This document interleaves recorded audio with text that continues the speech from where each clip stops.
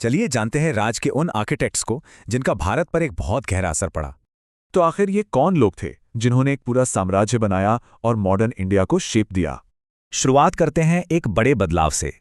बंगाल की dual government system को आखिर किसने खत्म किया? ये थी वॉरेन हेस्टिंग्स। 1772 में इन्होंने डुअल सिस्टम खत्म करके ब्रिटिश पावर को कंसोलिडेट किया। अब पावर तो कंसोलिडेट हो गई, पर इंडिया का पूरा जुडिशियल ऑर्गेनाइजेशन किसने खड़ा किया?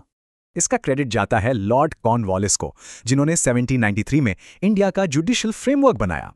कॉर्नवालिस की लेगेसी काफी बड़ी थी। उन्हें सिविल सर्विस का फादर भी कहा जाता है। एडमिनिस्ट्रेशन के बाद अब बात करते हैं कुछ बड़े सोशल रिफॉर्म्स की, जैसे कि सती प्रथा पर बैन।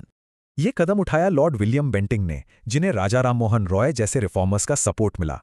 और रिफॉर्म्स का ये सिलसिला रुका नहीं। अगला सवाल, इंडिया में स्लेवरी को ऑफिशियली किसने खत्म किया? ये थे लॉर्ड एलन बरो, जिन्होंने 1842 से 44 के बीच स्लेवरी को पूरी तरह खत्म कर दिया। सोशल चेंज के साथ साथ मॉडर्नाइजेशन पर भी जोर था। तो पहली रेलवे लाइन का काम किसने देखा? ये हुआ लॉर्ड डलहौजी के अंडर। 1853 में बॉम्बे से थाने तक चली पहली ट्रेन।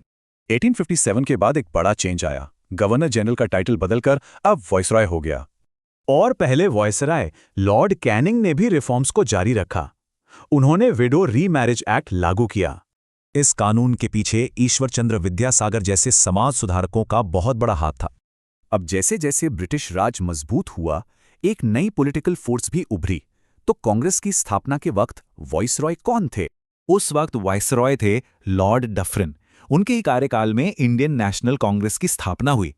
लेकिन कांग्रेस को काउंटर करने के लिए एक डिवाइसिव पॉलिसी लाई गई। सेपरेट इलेक्टोरेट्स किसने इंट्रोड्यूस किया? ये थे लॉर्ड मिंटो, जिन्होंने मुस्लिम्स के लिए सेपरेट इलेक्टोरेट शुरू किए ताकि पॉलिटिकल डिवीजन पैदा हो। इन डिविजन्स के बावजूद शुरुआती कांग्रेस की लीडरशिप काफी डाइवर्स थी, जैसा कि हम देख सकते हैं।